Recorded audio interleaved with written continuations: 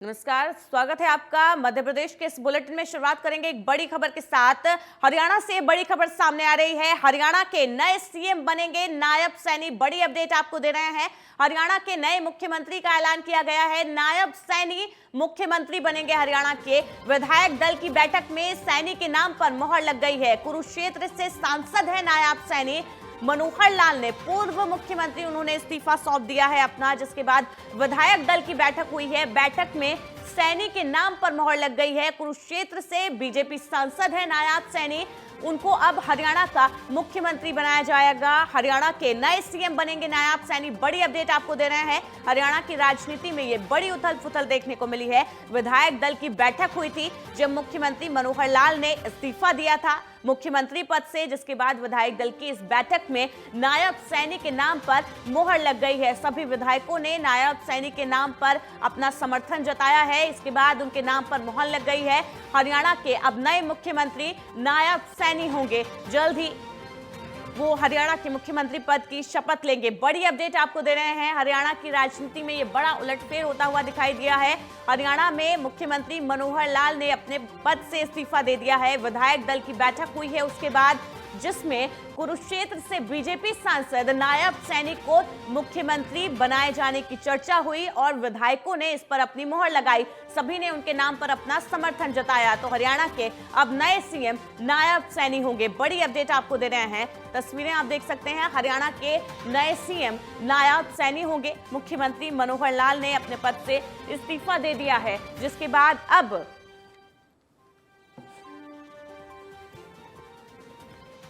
ज्यादा जानकारी के लिए हमारे साथ चंडीगढ़ से हमारे संवाददाता रमेश कुमार जुड़े हुए हैं। रमेश, हरियाणा की राजनीति में ये बड़ा उलटफेर आज दिखाई दिया है। मुख्यमंत्री मनोहर लाल ने इस्तीफा दिया मुख्यमंत्री के पद से, जिसके बाद विधायक दल की बैठक होती है और इस बैठक में नायब सैनी के नाम पर मोहर लग जाती है, जिसके बाद हरियाणा के अब नए मुख्यमंत्री नायब सैनी होंगे।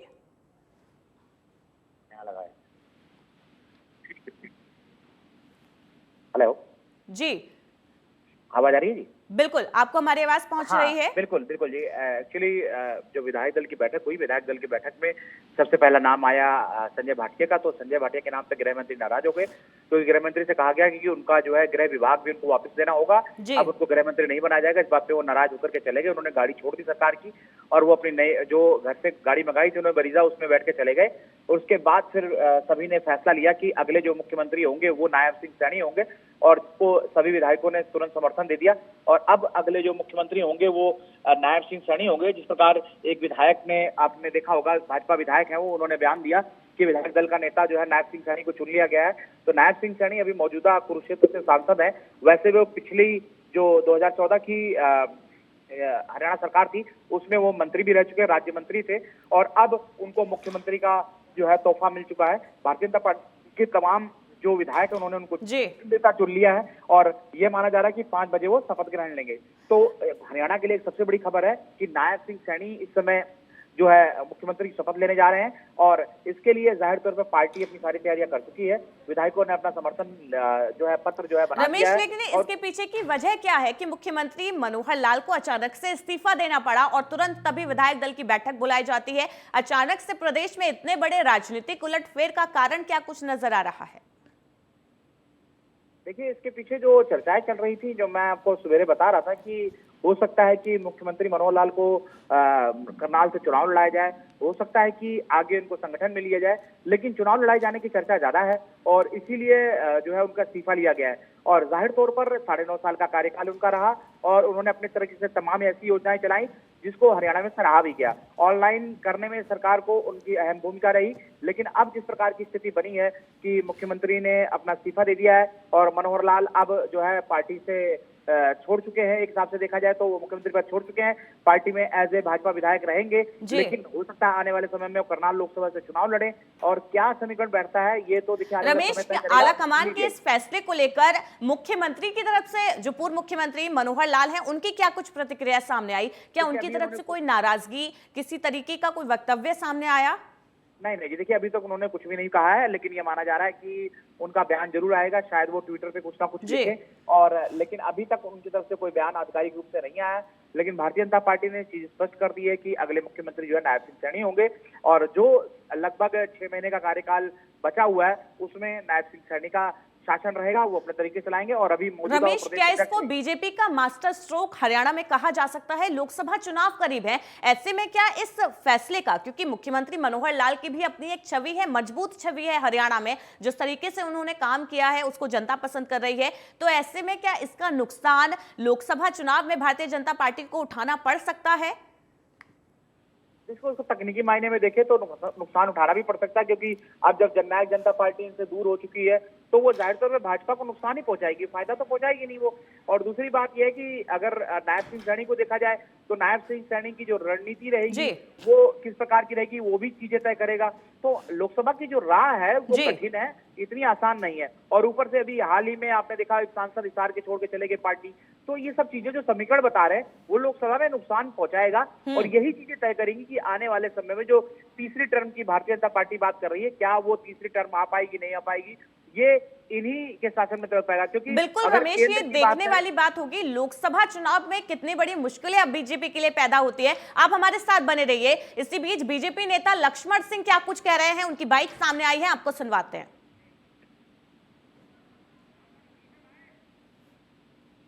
5 बजे शाम को ओथ होगी, बना दिया। हाँ जी, नायब सैनी जी को विधायक दल का नेता बना दिया। 5 बजे शाम को ओथ होगी, बना दिया। हाँ जी, नायब सैनी जी को विधायक दल का नेता बना दिया। 5 बजे शाम को ओथ होगी, बना दिया। तो रमेश, अब पुख्ता मोहर लग चुकी है, रमेश सैनी मुख्यमंत्री होंगे हरियाणा के नए।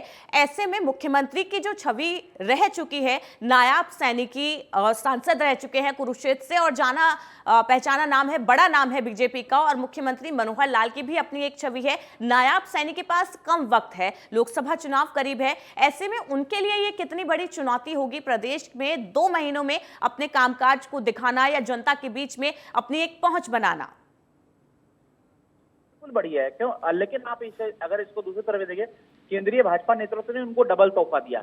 जहां पहले उनको एक हिसाब से देखा जाए तो पहले सांसद के लिए उनको टिकट दिया गया और सांसद बन गए, उसके बाद उनको हरियाणा भाजपा का अध्यक्ष भी बनाया गया, तो ये एक तोहफा था। अब उनको मुख्यमंत्री बनाया गया, तो केंद्रीय जो नेतृत्व है भारतीय जनता पार्टी का वो उन पर ज्यादा विश्वास करता है, और यही कारण है कि उनको जो है ये इतनी बड़ी जिम्मेदारी सौंपी गई।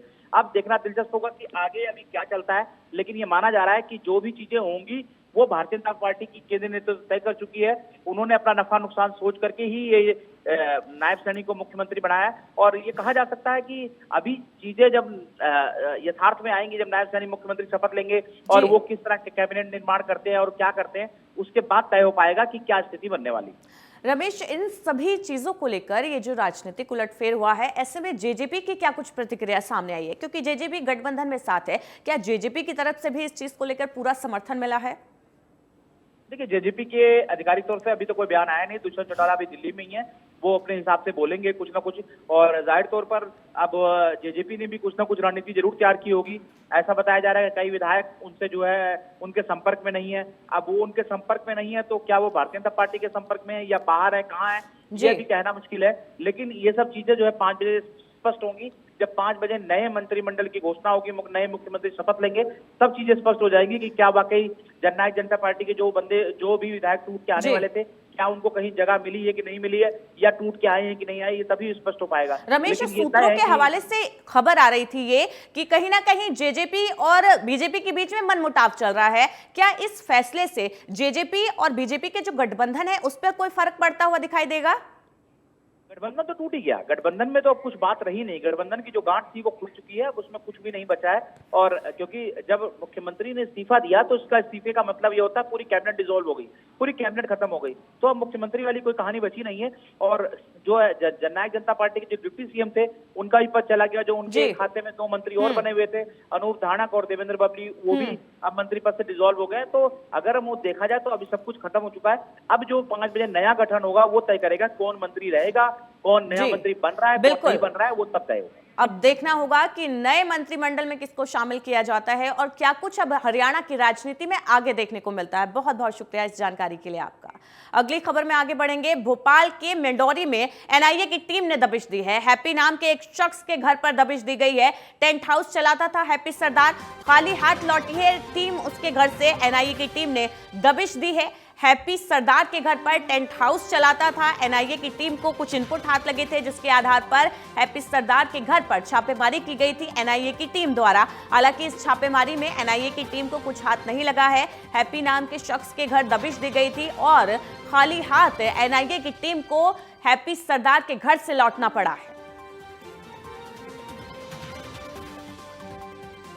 तो मध्य प्रदेश के भोपाल में मेंडोरी में एनआईए की टीम ने हैप्पी नाम के एक शख्स के घर पर दबिश दी। टेंट हाउस चलाता है, जो जानकारी सामने आ रही है। हैप्पी सरदार गांव में एक टेंट हाउस चलाता था जिसके खिलाफ एनआईए को कुछ इनपुट लगे थे, हाथ सबूत मिले थे जिसके आधार पर उसके घर पर दबिश दी गई। लेकिन इस छापेमारी में एनआईए की टीम को कुछ भी हाथ नहीं लगा है। हैप्पी सरदार के घर से एनआईए की टीम खाली हाथ लौटी है।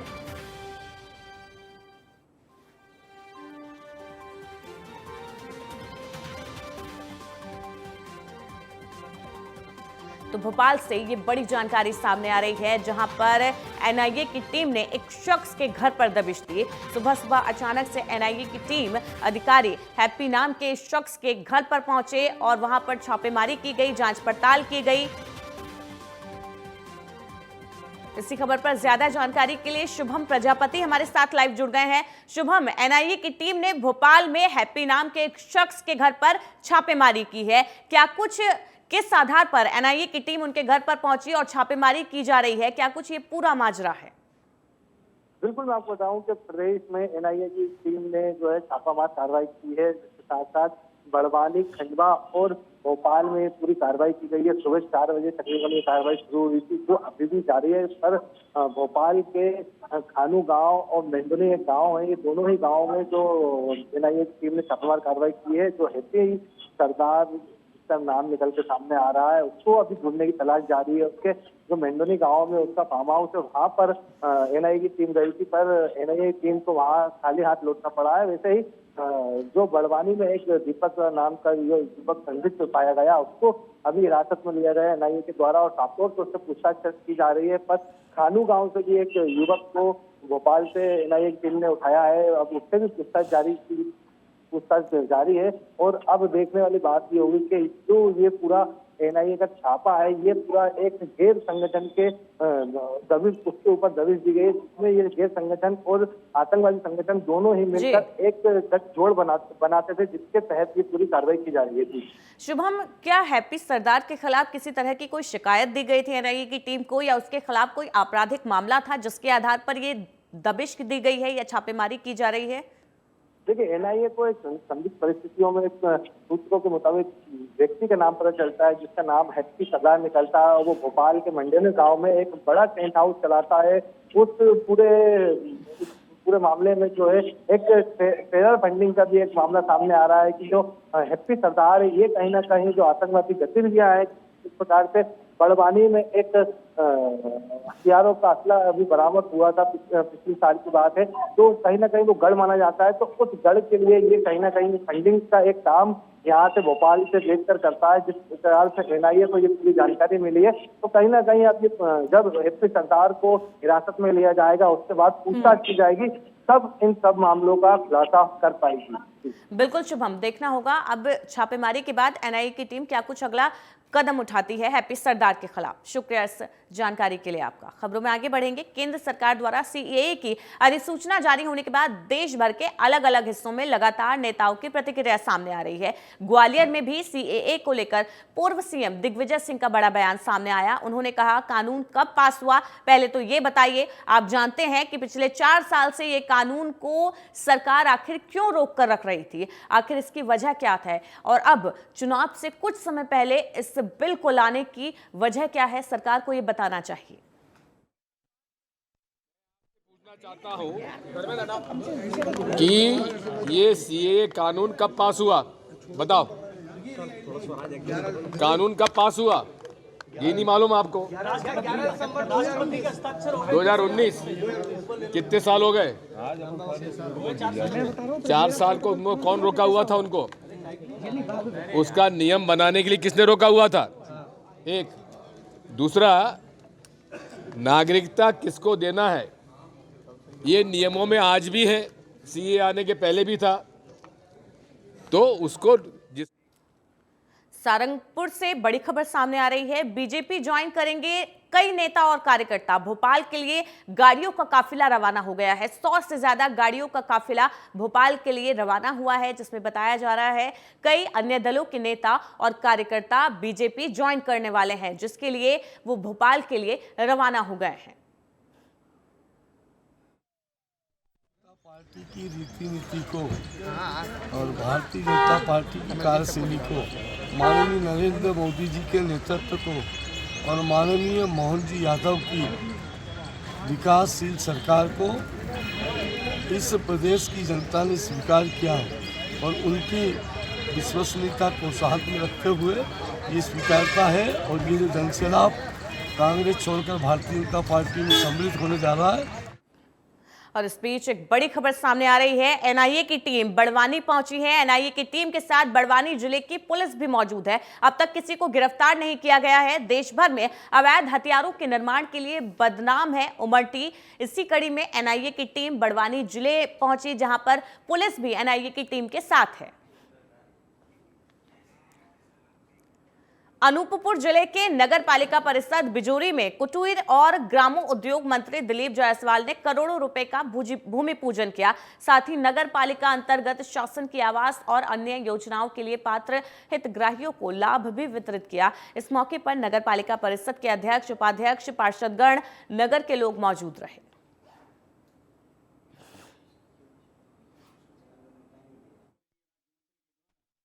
तौर पर बहुत पुराना बिजली का डिमांड था कि केवई से बिजली के जल मिले। आज मुझे बहुत प्रसन्नता है कि बिजली नगर पालिका परिषद व मध्य प्रदेश सरकार व भारत सरकार के सबके सहयोग से हमने आज 29 करोड़ की लागत से पेयजल का कार्य यहाँ पर संपन्न हो, उसके लिए भूमि पूजन किया, उसके लिए टेंडर वगैरह जारी कर दिया गया है। उमरिया में स्थानांतरित हुए धीरेन्द्र कुमार जैन ने उमरिया के 19वें कलेक्टर के रूप में पदभार ग्रहण किया। नवागत कलेक्टर धीरेन्द्र कुमार जैन के उमरिया जिले के विकास को अपनी प्राथमिकता बताया। कलेक्टर धीरेन्द्र कुमार जैन 2012 बैच के IAS ऑफिसर हैं, जिन्होंने उमरिया जिले के विकास को अपनी प्राथमिकता कहा है। पदभार ग्रहण करने के ठीक बाद कलेक्टर ने जिले के सभी अधिकारियों की बैठक ली और जिले में चल रही गतिविधियों की जानकारी हासिल की। कलेक्टर ने कलेक्ट्रेट में मौजूद कार्यालयों का भ्रमण भी किया।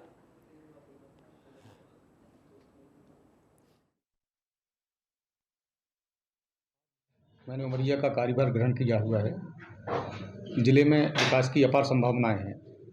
जिले की प्राथमिकता को देखते हुए, जिले की आवश्यकता को देखते हुए और शासन की जो मुख्य स्कीम है उनको आगे बढ़ाने का प्रयास किया जाएगा और जिले में जो भी विकास के कार्य होंगे उनको पूर्ण करने का प्रयास किया जाएगा।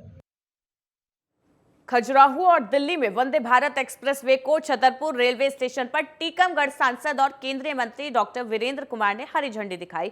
इस दौरान केंद्रीय मंत्री वीरेंद्र कुमार ने कहा, छतरपुर टीकमगढ़ के लोगों के लिए आज प्रसन्नता का दिन है। सर्वाधिक सुविधा युक्त वंदे भारत ट्रेन देश के प्रधानमंत्री नरेंद्र मोदी की परिकल्पना को साकार करते हुए इस रूट पर आना हम सभी के लिए बहुत सौभाग्य की बात है। इससे आने वाले समय में क्षेत्र के विकास में मील का पत्थर साबित होगा।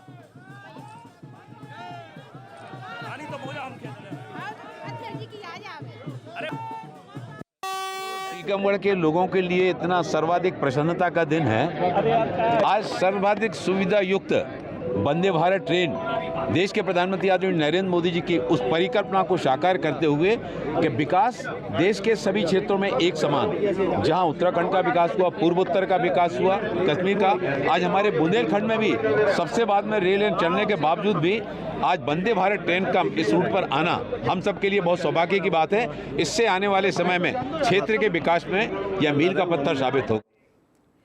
भोपाल में उच्च माध्यमिक शिक्षक वर्ग 1 चयन परीक्षा 2023 में पदवृद्धि की मांग को लेकर चयनित शिक्षकों ने प्रदेश बीजेपी कार्यालय को घेर लिया। प्रदर्शन में अलग अलग जिलों से बड़ी संख्या में अभ्यर्थी बीजेपी कार्यालय पहुंचकर सुंदरकांड का पाठ करा रहे हैं। प्रदर्शन को देखते हुए बड़ी संख्या में पुलिस बल तैनात कर बैरिकेड लगाकर प्रदर्शनकारियों को रोका गया।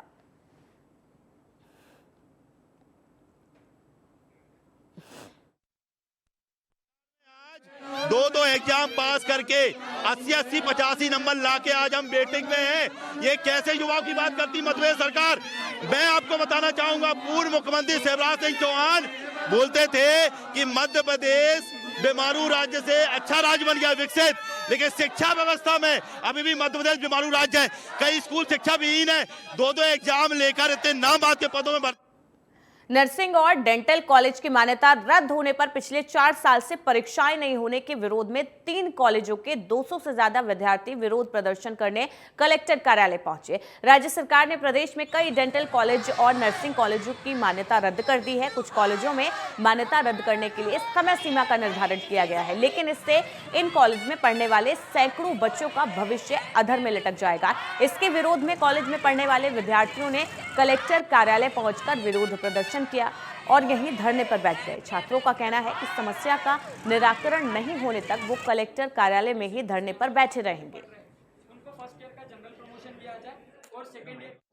ज्ञापन अभी दिया है, संबंधित डिपार्टमेंट को और ज्ञापन भेजा जाएगा और शासन स्तर से जो भी उसका डिसीजन होना है, क्योंकि यहाँ से इस लेवल से तो इस तक नहीं निराकरण नहीं होगा। ठीक है, यहाँ कितने कॉलेज हैं? अब ये तो देखने पर ही पता चलेगा कि कितने कॉलेज है, इनसे चर्चा कर लेते हैं और उसके बाद ज्ञात करते हैं। हम कलेक्टर महोदया को ज्ञापन देने पहुंचे। हमने पुलिस से अधिकारियों से इसकी परमिशन भी ली थी। हम एक रैली, शांतिपूर्वक रैली निकालेंगे। खबर मध्य प्रदेश के खरगोन जिले से है, जहां पर एनआईए की टीम ने छापेमारी की। मामले में अवैध हथियारों को लेकर एनआईए की टीम खरगोन पहुंची है। एनआईए की टीम की कार्रवाई गोंगावा थाने के सिगनूर गांव और भगवानपुरा सीतापुरा के आसपास क्षेत्रों में हो रही है। मामले में हो रही छापेमारी की एएसपी मनोहर सिंह बारिया ने पुष्टि कर दी है। गोगावा थाना क्षेत्र के ग्राम सिगनूर में छापेमार की कार्रवाई जारी है। एक टीम भगवानपुरा क्षेत्र में जांच कर रही है। दरअसल अवैध हथियारों का गढ़ माना जाता है सिगनूर और भगवानपुरा क्षेत्र, जहां पर खालिस्तानी गैंगस्टर गठजोड़ मामले में एनआईए की छापेमारी की जा रही है। एनआईए की टीम आई है, पुलिस बल चाहा गया तो उनको गोगांव और भगवानपुरा क्षेत्र से थाना का बल दिया गया है। उसमें अभी उनके जो भी संदिग्ध व्यक्ति हैं उनके सर्चिंग के आधार पे वो गए हैं। टीम पूरी डिटेल बताएगी बाद में आके। तो कुछ पता चले किस चले? ये अवैध हथियारों के संबंध में आए हैं, तो अभी उनसे अभी घर और उस तरफ एरिया। मध्य प्रदेश के इस बुलेटिन में फिलहाल के लिए इतना। लगातार खबरों के लिए बने रहिए टीवी 27 न्यूज के साथ।